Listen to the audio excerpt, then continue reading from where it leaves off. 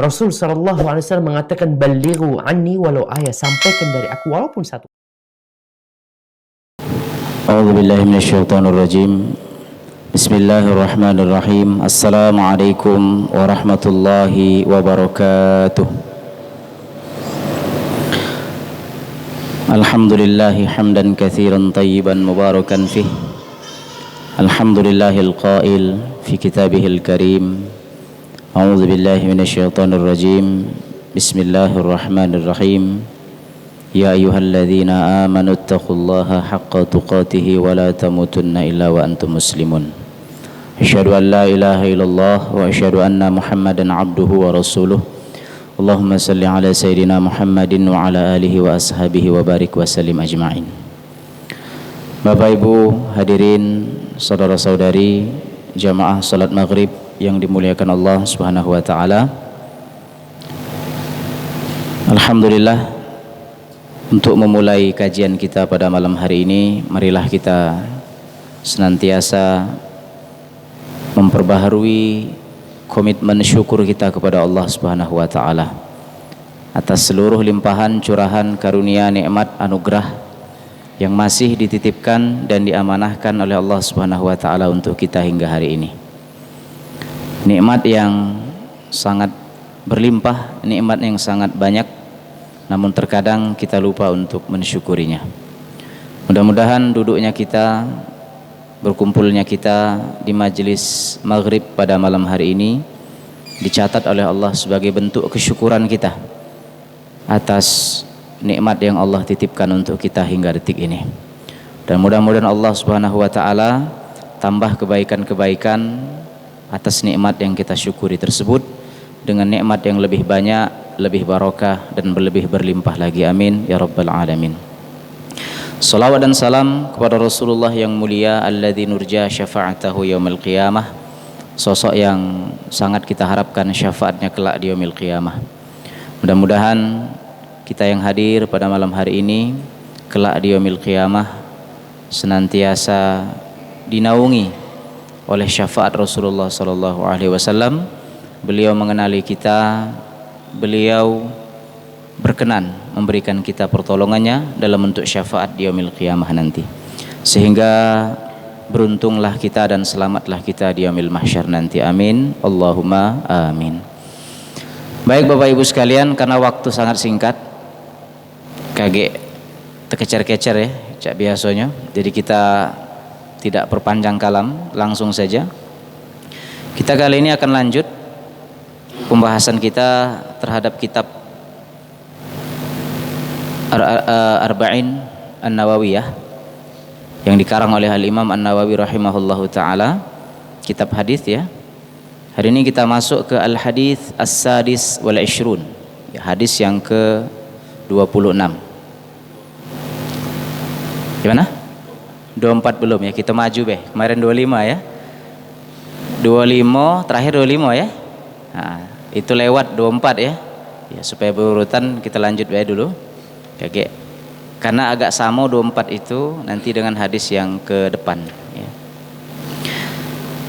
Baik Bapak Ibu sekalian, hadis yang akan kita baca malam hari ini adalah hadis tentang wajibnya kita mensyukuri nikmat yang Allah anugerahkan untuk kita dan bagaimana cara mensyukuri nikmat itu. Ya.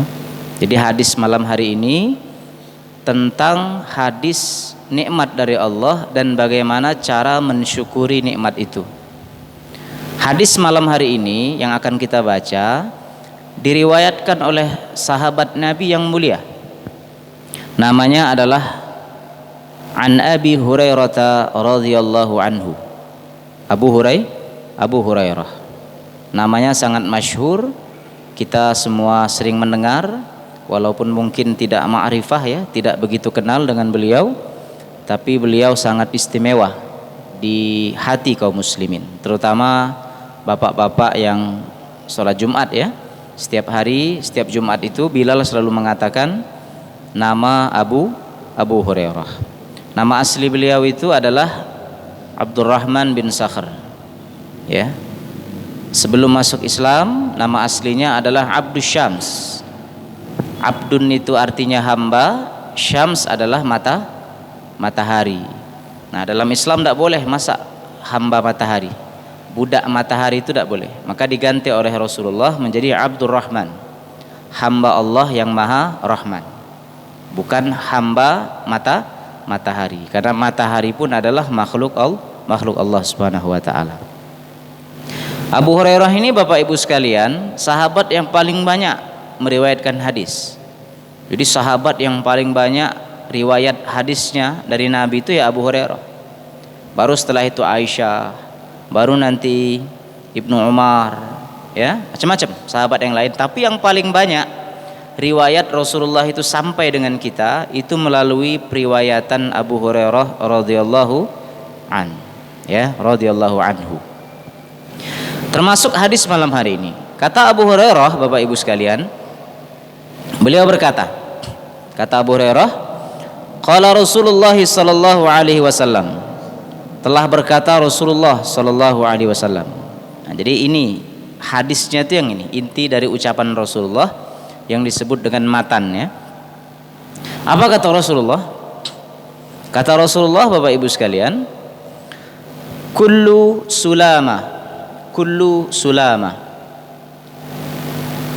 sulama minan nas, ya. Setiap sendi yang dimiliki oleh manusia. Kita ini ada sendi galau, Pak. Sendi atau ruas-ruas tulang. Biasanya tukang urut tahu itu, ya. Sendi kita ini setiap manusia. Jadi setiap manusia itu punya sendi. Setiap sendi yang dimiliki oleh manusia, kalau dalam riwayat lain Rasulullah mengatakan khuliqal insan, manusia itu diciptakan anak Adam itu semuanya memiliki 360 sendi. Kita ini, Pak. Ya, jadi kalau sikok bae sendi kita ini kepletot misalnya, atau misalnya agak mengot dikit, itu pertanda kurang lemak, itu harus diurut, ya. Lemak kalau kepletot, kalau putus, ini bahaya. Apalagi kalau yang nyambung ke otak, itu bisa berakibat stroke, bahkan bisa sampai kepada kematian, ya. Nah, penemuan modern, ya, para ahli modern membenarkan apa yang dinyatakan oleh Nabi itu, bahwa manusia itu diciptakan memiliki 360 ruas tulang, yaitu sendi itu. Dibenarkan, Pak, oleh dunia kesehatan modern. Jadi apa yang disampaikan Nabi 1400 tahun yang lalu ternyata ditemukan kebenarannya itu pada masa modern sekarang. Kira-kira siapa lah yang nunjuk tahu Nabi? Belum ada mikroskop, belum ada teleskop, belum ada alat-alat canggih seperti sekarang. Tapi Rasulullah tahu tulang manusia itu ada sendi. Nah, sendinya itu jumlahnya 360. Kita yang punya tak tahu, Pak, jumlahnya, Pak. Pernah tak kita hitung? Di kaki berapa? Di lutut berapa? Di antara lutut sampai kaki itu berapa? Dari lutut ke pucuk ke paha berapa? Terus di perut berapa? Di tangan berapa? Ya? Sampai ke atas kepala itu berapa? Nah, semua sendi ini digerakkan, diberikan oleh Allah Subhanahu wa taala kepada setiap manusia. Nak manusia itu orang mukmin, nak dia itu orang kafir, nak dia itu orang baik, orang soleh, orang bejat, semua sendi dikasih oleh Allah Subhanahu wa taala. Dan jumlahnya itu 360 sendi. Ya. Dengan sendi inilah Bapak Ibu sekalian, terkadang orang sehat dan terkadang orang sakit. Jadi kalau sendinya bagus, sehat dia. Kalau sendinya bermasalah, sakit dia.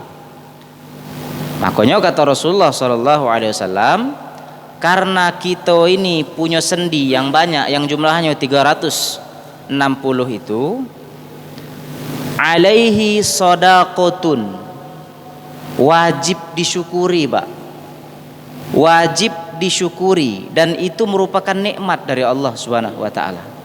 Jadi kalau kita pacak jalan, kita pacak ngelihat, kita pacak megang, itu karena sendi-sendi kita itu sehat, sendi-sendi kita itu berfungsi, ya, sendi-sendi kita itu masih waras. Jadi kalau seandainya ada sesuatu yang masalah dengan tubuh kita, berarti ada masalah juga dengan salah satu sendi yang ada di tubuh kita. Berarti itu nikmat, Pak. Nikmat sehat. Jadi kalau uang sehat, berarti sendinya bagus. Maka kata Rasulullah SAW, ni'matani, ya dah, ada dua nikmat, maghbunun fiha katsirum minan nas. Ada dua nikmat yang sering dilupakan oleh manusia. Kebanyakan nikmat ini, dua nikmat ini kebanyakan sering dilupakan oleh manusia. Nikmat yang pertama itu adalah nikmat sehat. Dan di antara nikmat sehat itu disebabkan oleh waras dan sehatnya sendi-sendi yang ada di tubuh kita. Bayangkan Pak, kalau sikok sendi putus, berhari-hari kita di rumah sakit. Berapa duit yang dikeluarkan? Ya, berapa biaya yang harus kita bayar? Tapi Allah masih izinkan sendi-sendi itu bergerak sesuai dengan tugasnya masing-masing. Namun sering kita lupa ke. Padahal berpengaruhnya sendi-sendi itu yang merupakan sehatnya kita, itu nikmat luar biasa yang akan ditanya oleh Allah Subhanahu wa taala kelak. Dalam Al-Qur'an Allah mengatakan, kita hafal galau ayatnya, summa latus'alunna yauma idzin anin na'im. Kelak kamu semua akan ditanya tentang nikmat-nikmat yang sudah Allah kasih kepadamu. Di antara nikmat itu adalah nikmat punya sendi, nikmat waras dan sehatnya sendi-sendi yang ada di tubuh kita. Nah, biasanya Pak, masalahnya terhadap nikmat sendi ini, nikmat fisik ini, uang ini beda-beda Pak cara mensyukurinya. Ada dengan rajin berurut seminggu sekali, tidak apa-apa, silakan. Ada yang mungkin fitness, ada yang olahraga, tidak apa-apa. Cara dia mensyukuri, menjaga nikmat sendi itu olahraga, urut, tidak apa-apa. Tapi Bapak Ibu sekalian, dalam riwayat kali ini Rasulullah mengatakan, nikmat yang diberikan Allah kepada manusia berupa sehatnya sendi itu alaihi shadaqah. Cara mensyukuri nikmat sendi itu adalah dengan cara mengeluarkan sedekah. Sedekah atas setiap sendi-sendi yang ada di tubuh kita. Berapa tadi Pak jumlah sendinya? 306. Berarti 360 sedekah yang harus kita keluarkan Pak. Kalau kita nak per-peran. Sendi di kaki misalkan ada 50. Sendi di pergelangan tangan ada 50. Terus sampai 360. Kata Rasulullah alaihi shadaqah. Setiap sendi yang ada di tubuh kita itu diwajibkan sedekah untuk mensyukuri nikmat sendi itu. Kapan sedekahnya Pak? Kulla yaumin tatlu'u fihi syams. Setiap hari Pak, ketika matahari baru metu. Jadi ketika kita bangun tidur, wajib sendi-sendi kita itu disedekahkan. Pertanyaannya, cak mana nyedekahkannya? Baca tak sendi kita tuh ngomong sore ini misalkan, kaulah sedekah tak? Tak baca Pak. Tapi itu nikmat Pak, yang terkadang kita lupa ke. Ya, ini poin yang pertama. Ya, ada dua poin. Jadi kata Rasulullah mengabarkan kepada kita bahwa setiap manusia itu punya sendi di dalam tubuhnya, dan jumlah sendi itu dalam riwayat lain ada 360. Yang kedua, nikmat sendi itu harus kita syukuri dengan cara bersedekah. Kapan sedekahnya? Setiap hari, yaitu ketika matahari baru keluar, yaitu ketika permulaan pagi. Ya, kulla yaumin tatlu'u fihi syams, yaitu ketika matahari sudah metu, wajib kita keluarkan sedekah atas sendi-sendi tersebut. Supaya kita tidak pening Bapak Ibu sekalian, bentuk cintanya Nabi dengan kita, supaya kita tidak mencari-cari cak mano caranya sedekah dengan sendi-sendi itu, Nabi ngasih tahu Pak dalam hadis kali ini, yaitu dengan 5 caro Bapak Ibu sekalian.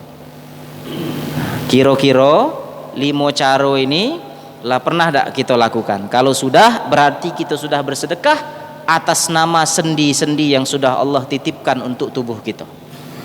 Kalau Bapak Ibu ingat pertemuan-pertemuan yang lalu, sedekah atau sedekah itu tidak melulu terkait dengan duit, tidak terlalu terkait dengan materi. Jadi jangan pernah berpikir aku dak pacak sedekah ngapo dak katik duit. Tidak Bapak Ibu sekalian. Sedekah itu tidak identik dengan materi. Artinya sedekah itu bisa dalam bentuk yang lain. Makanya kata Rasulullah, kullu ma'rufin sedekah. Ini kaedahnya Pak. Setiap hal-hal yang ma'ruf, setiap hal-hal yang baik itu sedekah Pak. Jadi semua bentuk kebaikan yang kita lakukan, semua bentuk kebermanfaatan yang kita berikan, itu bisa bernilai sedekah. Ya, makanya kalau dalam fikih muamalah itu dibagi jelas Pak. Sedekah itu adalah semua bentuk kebaikan. Jadi zakat itu termasuk sedekah, tapi bentuknya sedekah duit. Ya, makanya ayat tentang asnaf zakat atau ayat berapa itu? Innamas sadaqat lil fuqara wal masakin wal amilina 'alaiha wal mu'allafah fi qulubihim dan seterusnya. Itu tidak dengan kata zakat tetapi dengan kata sedekah. Tapi sedekah di situ maksudnya adalah zakat. Sedekah dalam bentuk duit adalah zakat. Infak misalnya, infak ya duit. Bedanya dengan zakat, kalau zakat ada hitung-hitungannya. Berapa persen dikeluarkan berapa tahun. Ada kalau dia pertanian setiap kali panen, ya dak? Kalau profesi setiap kali gajian. Kalau emas 85 gram emas, haulnya setahun. Nah itu sifatnya zakat. Tapi kalau infak duit tapi tidak kate hitungan. Misalkan Bapak gaji 2 juta, tidak sampai nisab untuk zakat, ngeluarkan duit 50.000, berarti infak. Sedekah juga, tapi sedekah duit. Wakaf beda lagi. Ya.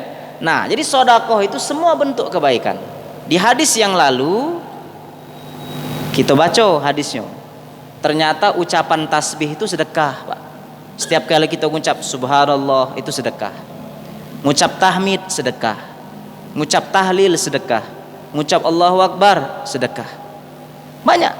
Maka sedekah itu terkadang berbentuk materi, terkadang berbentuk non materi. Nah, dalam hadis kali ini Nabi tegas Pak, merinci. Ada 5 bentuk sedekah yang bukan materi dalam rangka untuk mensedekahkan semua ruas-ruas sendi yang Allah berikan untuk kita. Apa yang pertama? Ini Pak. Yang pertama kata Rasulullah, ta'dilu baina itsnaini shadaqatun. Ini yang pertama Pak. Mendamaikan atau berbuat adil kepada 2 orang yang sedang bertengkar. Bukan manas-manasi nambah ya dak. Mentang-mentang akrab dengan ini dipanas-manasi, tujalah. Jangan. Mendamaikan 2 orang atau lebih yang sedang bertengkar itu sedekah Bapak Ibu sekalian. Sedekah. Bahkan kalau nak lebih ekstrim lagi, ya dak, dalam mazhab Zahiri itu berbohong dalam rangka untuk mendamaikan 2 orang yang bertengkar berkelahi, saat itu darurat boleh, tapi jangan biasa ke hanya dalam kondisi saat lah hilang buntu gitu, calon damai gitu. Akhirnya kita ngomong sama si A, misal ada 2 orang yang sedang berkelahi, kita ngomong sama si A, oi dia tuh sebenarnya respect sama kau, padahal tidak ada. Dia ngomong sama si B, dia tuh respect dengan kau. Akhirnya mulai surut Pak doeko ini, berdamai Pak, karena provokasi baik dari kita tadi. Itu sedekah Pak. Nah ini tidak, kebanyakan kaum muslimin baru mulai hari lah mikir ke kira-kira cak mana lah caranya misahkan 2 orang itu, cak mana lah caranya merusak hubungan orang tersebut. Jangan kena bersedekah, malah dia menimbulkan permusuhan. Padahal Allah mengatakan innamal mu'minuna ikhwatun fa aslihu baina akhwaikum. Ini kalimatnya Pak. Sesungguhnya orang mukmin dengan mukmin lainnya itu bersaudara. Fa aslihu baina akhwaikum. Seandainya di antara mereka itu bertengkar, fa aslihu, perbaiki hubungan mereka itu. Surah Al-Anfal bahkan mengatakan fa aslihu dzata bainikum. Perbaikilah urusan-urusan di antara kamu. Makanya orang yang sibuk mendamaikan perkelahian orang lain, menjaga perdamaian, selain dia bersedekah, itu bernilai tinggi kedudukannya di hadapan Allah Subhanahu wa taala. Nah, kita ini tidak, Pak. Kebanyakan kita ini senang melihat orang lain bebalah. Ngelihat orang lain dapat masalah. Coba lihat, Pak, faktanya. Kalau terjadi apa-apa di jalan, Pak, kita bermotor, stop galau pasti kan? Nonton galau. Sekarang lah megang HP, dipiral ke. Bukan nak damai ke? Ya, tapi tidak pacaknya lakinya juga. Nak kita damai kayak kita yang kena, ada? Kena pedang panjang itu, ya. Nah, tapi pada intinya itu, Pak, yang pertama, ta'dilu baina itsnaini shadaqah. Ini yang pertama, Pak. Jadi sedekah yang pertama ini namanya adalah sedekah dengan cara pikiran, Bapak Ibu. Kita menyumbangkan pikiran dan ide-ide kita, cak mano caronyo supaya sesuatu itu timbul kemaslahatan, timbul perdamaian. Maka sikap kita dengan ide dan pemikiran kita, visi kita, itu termasuk sedekah. Dan dalam bentuk halnya banyak, Pak. Kalau kita kontekstualisasikan dalam masyarakat, misalkan di lingkungan kita ini, apalah yang harus dilakukan supaya lingkungan aman, kita keluarkan ide-ide ini, itu sedekah, Pak. Ya, itu sedekah dalam bentuk ide, dalam bentuk pikiran. Sama ini, Pak. Berusaha sekuat tenaga mendamaikan orang lain berkelahi, mendamaikan dua orang yang sedang bertengkar. Cak mano caronyo, berarti kita sedang mikir. Berarti Rasulullah itu mengatakan sedekah dalam bentuk ide dan pemikiran. Ya, itu secara umumnya. Yang kedua, Bapak Ibu sekalian, kata Rasulullah, wa tu'inur rajula fi dabbatihi, membantu seseorang naik ke atas kendaraannya, Pak. Di zaman dulu kendaraannya tidak cak kita, Pak. Naik unta, naik kuda itu susah, Pak. Tidak usah naik unta, Pak. Naik kuda be susah. Apalagi unta. Unta itu nak diduduk ke be susah, Pak. Tak pacak wong sikok. Kecuali pawangnya nian. Dan tidak semua orang mau saat itu, Pak. Apalagi pembesar-pembesar Quraisy itu, Pak. Mereka tuh gengsi, Pak. Karena mereka biasa dilayani. Nah, kata Rasulullah, orang yang rela membantu orang lain susah, ketika dia naik ke atas kendaraannya, dibantunya, itu termasuk sedekah. Kalau kita kontekstualisasikan dengan kondisi kita sekarang, ya banyak versinya, Pak. Membantu orang lain, misalkan mogok kendaraannya di jalan, kita dorong, kita tarik, ya.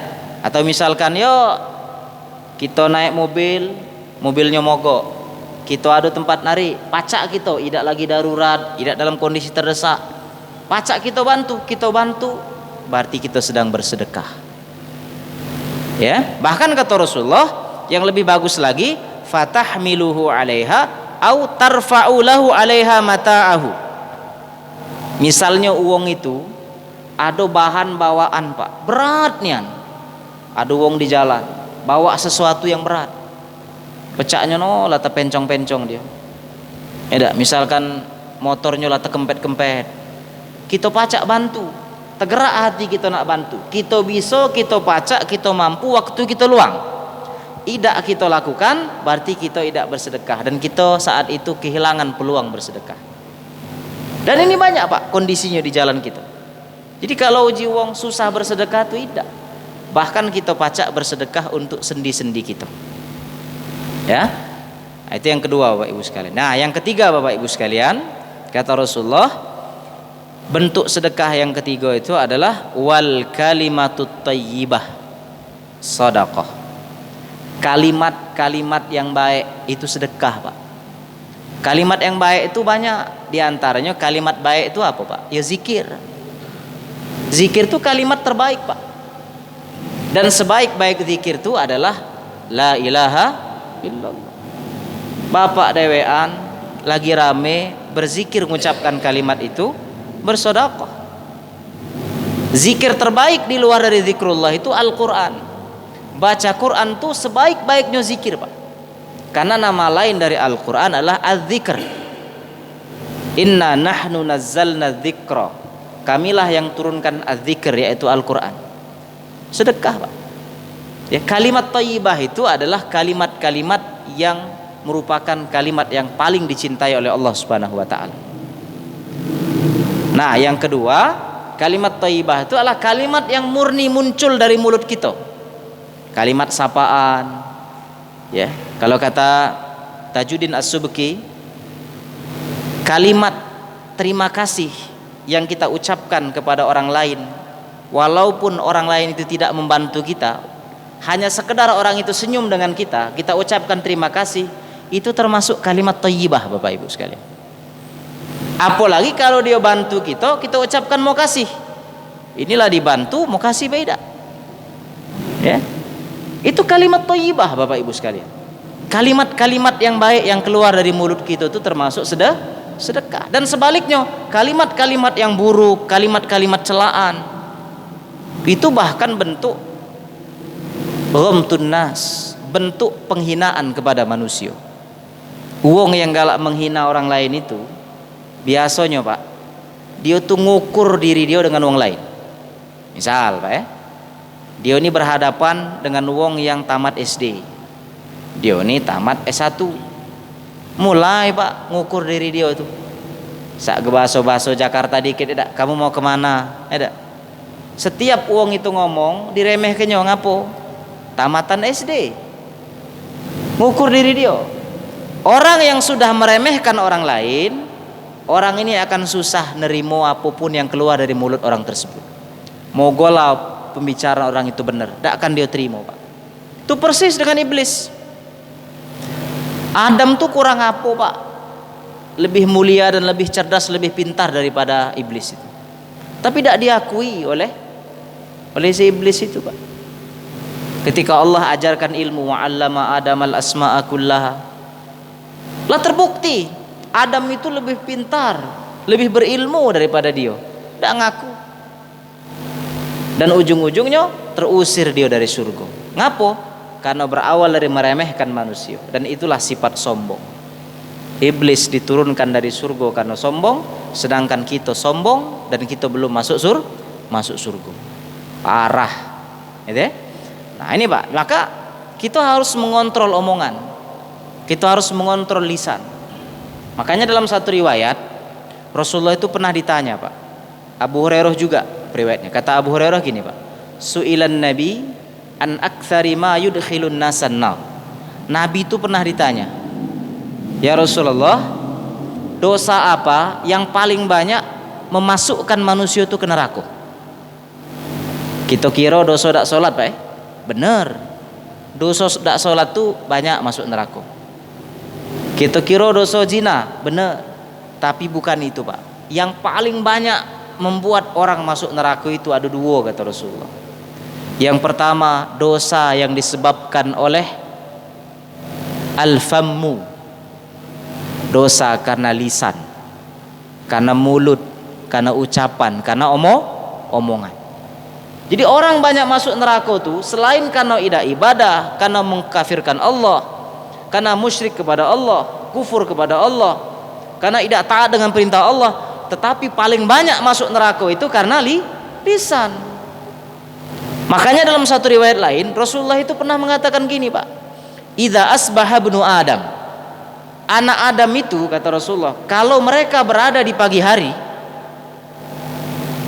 fa innal a'dha'a kullaha, maka semua anggota tubuhnya itu, kaki, tangan, mata, telinga, hidung, semua, Pak, fa inna a'dha'a kullaha, semua anggota tubuh anak Adam itu di waktu pagi hari, kata Rasulullah, tukaffirul lisan, mereka semua itu, Pak, mengadu ataupun mengutuk lisan, Pak.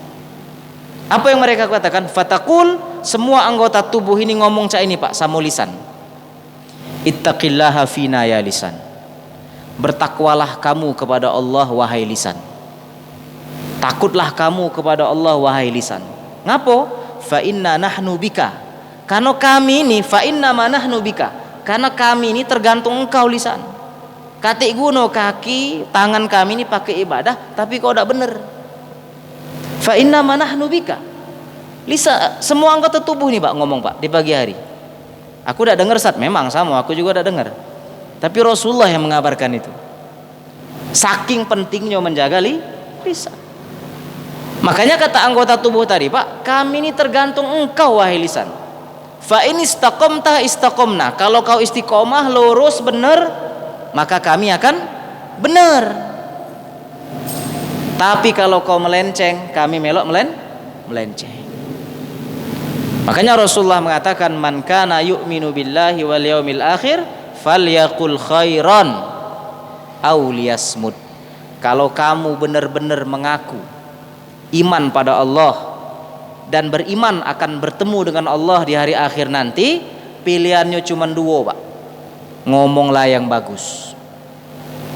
Kalau tidak pacak ngerem, tidak pacak ngomong yang bagus, auliyasmut, diem bae, timbang-timbang. Karena banyak uang masuk neraka karena lisan. Banyak karena lisannya fitnah, ghibah, mencela, merendahkan dan sebagainya. Makanya tegas Rasulullah mengatakan, wal kalimatut thayyibah shadaqah. Jadikanlah semua kalimat kita itu baik, selain kedudukan kita di sisi Allah mulia, itu menjadi sedekah, dan saat itu kita sedang bersedekah untuk sendi-sendi yang Allah anugerahkan, Allah titipkan demi kesehatan kita galo-galo. Nah, ini yang ketiga Bapak Ibu sekalian. Ya benar ya, yang ketiga ya. Sekarang yang keempat Bapak Ibu sekalian. Kata Rasulullah, nah kalau yang ketiga ini Pak, kalau yang kedua tadi membantu orang kendaraannya tadi, naik ke kendaraan, membawakan bawaannya, itu bentuk sedekah perbuatan Pak. Ya, maka berbuatlah yang baik, itu termasuk sedekah. Berniatlah yang baik, itu termasuk sedekah. Sedangkan kalimat thayyibah ini sedekah, tapi bentuknya sedekah dengan lisan, sedekah dengan omongan, dengan ucapan. Yang keempat Bapak Ibu sekalian, kata Rasulullah, wa bi kulli khutwatin tamshiha ila shalah. Setiap langkah kaki yang engkau berjalan ke tempat sholat, setiap langkah kaki yang kita lakukan menuju tempat sholat, berusaha menuju tempat sholat, itu termasuk sedekah Pak. Ya, sedekah. Jadi Bapak itu di mana rumah? Talang Subur. Sat, itu jalan Sat. Yo, tidak mesti jalan. Ada motor pakai motor, ya dak. Bisa kok dikontekstualisasikan. Ya, dihitung bensinnya, ya dak.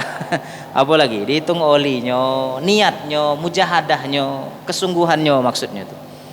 Tapi yang dimaksud Rasulullah itu adalah tadi keseriusan orang menuju tempat sholat, saat itu dia tuh sedang bersodakoh. Bahkan tidak cuma sodakoh Pak, dia dapat dua, kata Rasulullah. Ingat, pernah saya bacakan juga hadisnya di majelis ini. Rasulullah sedang duduk nih sama sahabat. Tiba-tiba Nabi ngomong cak ini, kata Nabi, ala adullukum ala ma yamhullahu khatayakum wa yarfa'u bihi darajatakum. Mau tak kamu, kata Nabi, aku tunjukkan perbuatan yang kalau kamu kerjakan, Allah akan hapus dosa dan kesalahanmu, dan sekaligus Allah akan angkat derajatmu. Kegalaan Pak para sahabat. Bala ya Rasulullah, tentu, kata para sahabat. Apa dia itu? Ngapus dosa, ngangkat derajat Pak. Masa tak galak? Yang pertama kata Rasulullah adalah isbaghul wudu alal makari. Berwuduklah dengan sempurna. Jadi wuduk jangan asal-asalan. Yang kedua adalah setelah berwuduk dengan sempurna, perbanyak langkah, kathratul khuta ilal masajid. Perbanyaklah jejak-jejak ke masjid.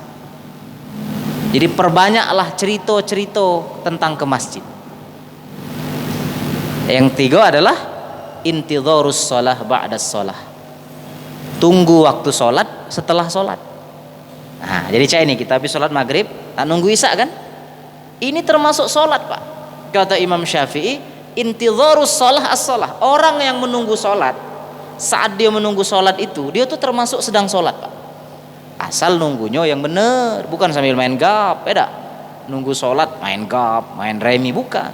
Nunggunya sambil berzikir, sambil taklim, sambil baca Quran, sambil doa, sambil sholat sunnah. Saat itu dia termasuk dalam kondisi yang sedang sholat. Nah, poin yang kedua tadi Pak, kata Nabi, perbanyak langkah ke masjid. Sambungnya dengan ini Pak. Kalau hadis ini mengatakan langkah yang kita lakukan menuju tempat sholat itu sedekah, selain itu Nabi mengatakan perbanyak langkah menuju tempat sholat menghapus dosa dan mengangkat derajat kita di sisi Allah Subhanahu wa taala. Orang mukmin mana yang tidak tertarik melakukan itu? Ya. Bahkan dalam riwayat lain dikatakan senantiasa seseorang itu dalam naungan Allah manakala dia murtabitun alal masjid. Dia itu selalu mengikatkan dirinya itu dengan masjid. Jadi orang mukmin itu Pak selalu kangen sama masjid. Dia tuh hidupnya ngurusi masjid. Orang mukmin itu. Ngapo ge diurusi pas mati oleh masjid? Ya, baru di dunia. Orang mukmin itu hatinya itu, pikirannya, pokoknya selalu dengan masjid. Dan Rasulullah melakukan itu Pak. Ketika beliau hijrah nyampe Madinah pertama kali, salah satu yang digawe ke Nabi itu Pak, membangun masjid. Karena masjid itu pusat peradaban. Kalau nak lihat bangkitnya Islam di sebuah tempat, sebuah wilayah negara tuh lihat masjidnya tuh rame apa tidak? Ada apa tidak? Ya, nah, maka masjid ini faktor nomor satu. Pokoknya jadi bahan yang sangat cantik Pak untuk segala kalangan. Untuk politik cantik, untuk ekonomi cantik, ya tak? Di mana-mana. Seksi kalau sekarang nih masjid itu ya. Nah kita orang beriman tentu niat kita harus lurus. Kita dalam rangka untuk memakmurkan masjid, makanya disebut dengan takmirul masjid. Takmir itu artinya yang memakmurkan masjid. Jadi jangan bangga namu ada di pengurus masjid tapi tidak ngerame ke masjid. Ya, sibuk masuk ke aku di mana? Penasehat, tapi tidak pernah ke masjid. Sholatnya cuma 2 kali. Seminggu sekali, sholat Jumat, sholat Idul Fitri, Idul Adha. Bangga, tidak usah. Lemaklah kita marbot masjid tapi tiap hari ke masjid. Tak apa-apa, lebih bahagia, bangga. Cuman jangan namboi pulo. Itu tergantung niat dan ketulusan kita di sisi Allah Subhanahu wa taala. Bapak Ibu rahimakumullah. Azan ya? Belum. Jam 7 ya? Hah? Ya. Bapak Ibu rahimakumullah. Nah, yang terakhir. Yang termasuk sedekah lagi adalah wa tumitul adza 'anit tariq.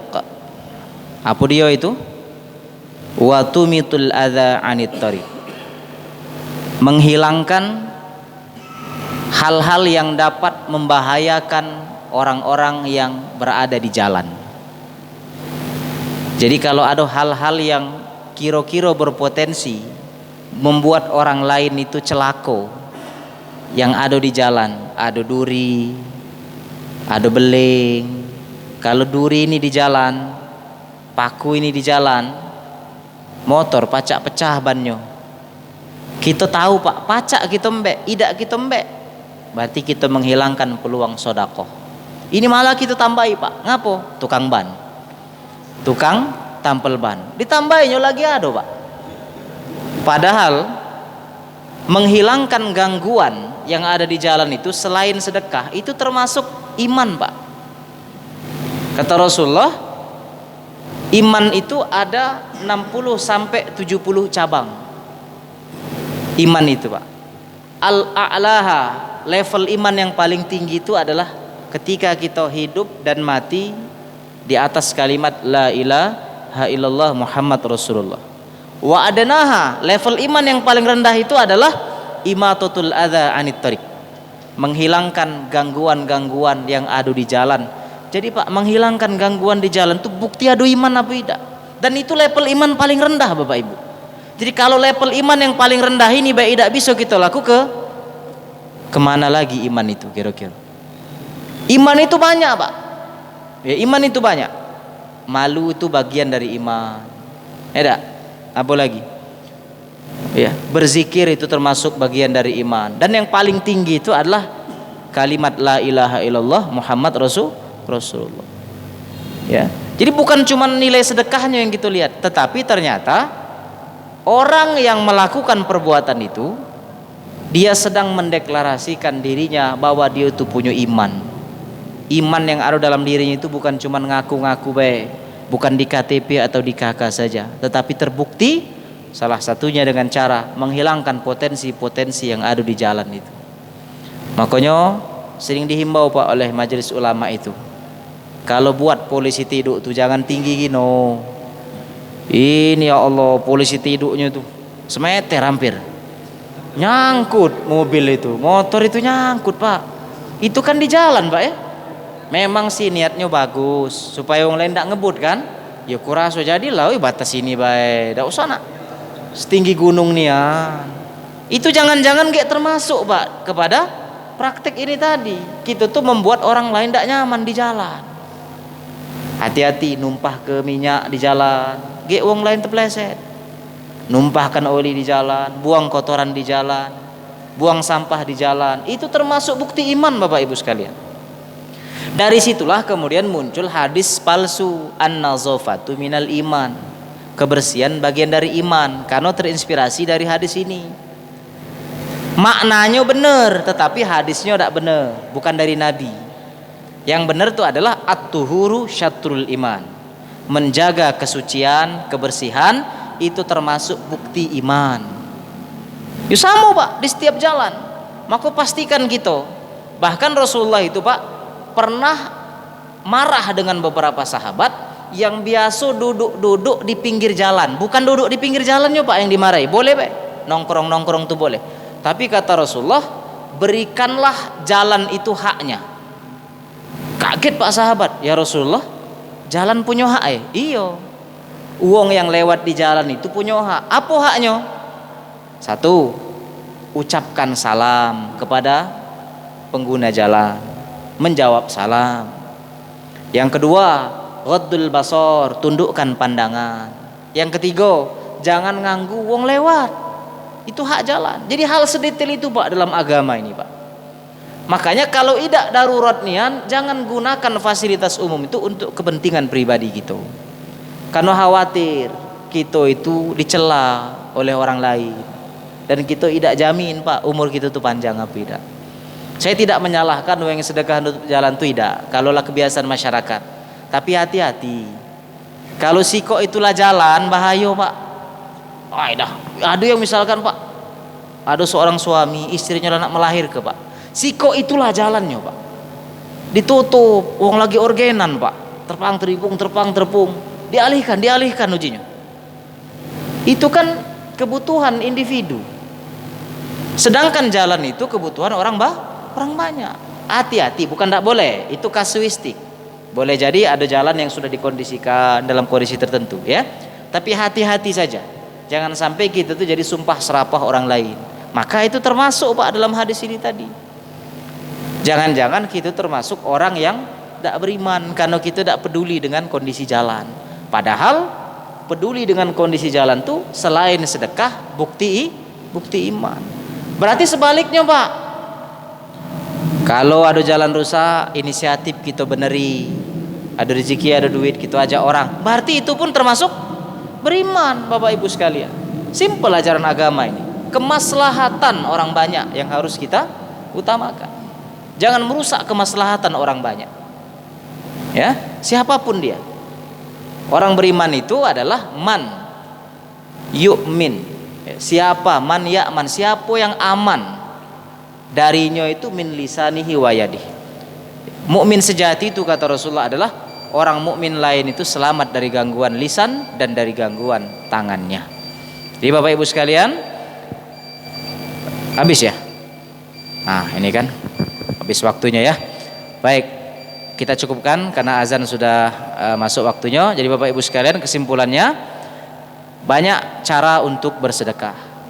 Bersedekah pikiran, perbuatan, lisan, kemanfaatan, jabatan dan sebagainya itu bisa kita gunakan untuk bersedekah dan memperbanyak amal serta kedudukan kita di sisi Allah Subhanahu wa taala. Mudah-mudahan kita semua dimudahkan Allah dalam melakukan amal-amal soleh sebagai bekal kita kelak berjumpa dengan Allah Subhanahu wa taala. Kita akhiri dengan doa kafaratul majlis. Subhanakallahumma rabbana wa bihamdika asyhadu an la ilaha illa anta nastaghfiruka wa natubu ilaik. Assalamualaikum warahmatullahi wabarakatuh.